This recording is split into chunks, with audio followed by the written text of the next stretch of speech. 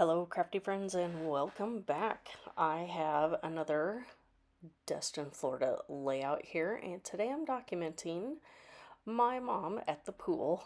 And so here's the basic layout that I had used a tried method that sometimes I don't have much time to get in the scrapbook room. So if I do have a chance, I do try and lay out my general idea with product and things like that, and then that way the next time I show up that I get a chance to get in my craft room, that it is all ready to go, that all I have to do is set up my camera and start putting things on. So that was the case with this one, that I had dug through all of my ephemera and everything, and really this layout started with the title. So um, I have been working with these same products for the entire album, and this is one of the last few layouts that I have left to put together. And so I still have this large title and only one picture on a 12 by 12 layout. So I knew I had room to use this larger title. So that is where I started. And then from there, I just pulled ephemera that worked with everything else within the title. So there are multiple colors. However, ironically enough, most of the embellishments that I used were actually from a Simple Stories collection. Um, Simple Vintage Coastal. Now, they were created by the same designer, Katie Petite, but for two different companies. So I did make the two collections work together, even though one is more corally, and the other collection is more on the brighter and pink side. But somehow, all of these seem to work out together. So there is another piece, and there is the third piece, that bigger pieces from that coastal collection. And I think it worked because of that peachy coral color in the upper left hand corner. So I think that was where I started some of my inspiration as well. So um, I think I'm showing you, I think that was from 2012, maybe. It's been around for a while.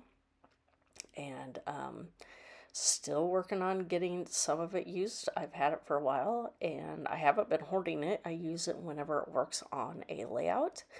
And I actually have several different colors from my mind's eye throughout the years when I first started scrapbooking and started purchasing their products. So here is that cluster there. I'm just trying to, for spacing purposes, kind of dry fitting first and then start putting down my layers. Um, get that. I did, if you didn't see me in the beginning, I did cut that laser cut in half. So there is part of that up in the upper left hand corner, and then here in the lower area. I guess I could have cut off another little section and put it in a third place, but apparently I just didn't really think about it. So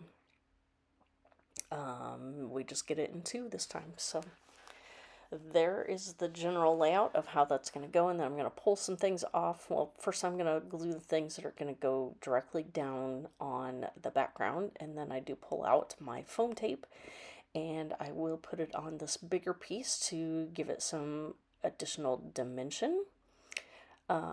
When I do use the foam, I do like to use both dry adhesive as well as wet to make sure I get a good adhesion and it stays on my page.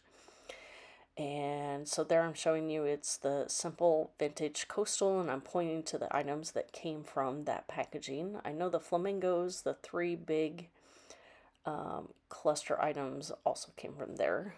And then everything else I think came from 49 and Market, except for that large wood palm tree, and that was from Prima, from an older collection a while back. All right, so now I'm working on this third cluster here. I do put those pieces, and I had this bit of water splash that was cut off from my the rub-on page for beach vibes, and so I just decided to get it on a page so it would actually get used, and that's where it ended up at. So here I pull out, believe, oh, it looks like Spectrum Gardenia, so I do pull some dots from here. I'm trying to decide what color to use, and think I think I go with the orange and some green. So I do 3 different colors. So this section I put green, and I think I was trying to do like a tone on tone maybe.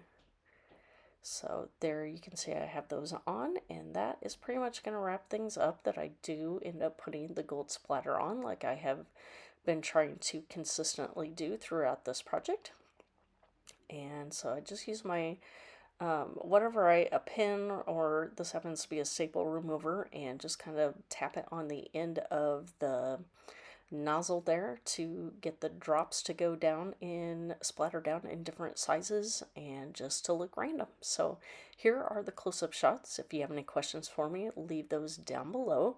I will have links to my social media if you want to go see these photos in a still format on Instagram as well as on Pinterest. So thank you for stopping by, and we will see you next time. Bye.